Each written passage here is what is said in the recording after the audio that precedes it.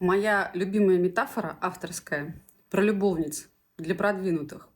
Представьте себе большой круглый стол, за которым сидят люди. Эти люди очень любят друг друга. Их связывают разные события в жизни. Эти люди интересны друг другу.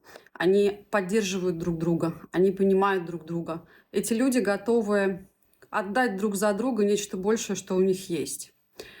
И возле этого стола стоит человек, ну пусть будет эта девушка, которая очень-очень хочет сесть за этот стол. И ее желание настолько велико, что она всячески подавляет и в себе это желание, но ей так хочется сесть за этот стол, но ее туда не пускают. И ей говорят: подожди, тебе нельзя, подожди еще чуть-чуть, подожди еще немножко, и ты непременно сядешь за стол. Но ты сядешь за этот стол тогда, когда все эти люди уйдут. Когда эти люди уходят, девушка садится за этот стол. Она собирает с этого стола объедки и накладывает себе в тарелку. И ее чувство желания сидеть за столом, за таким столом, переполняет. И она начинает есть эти объедки.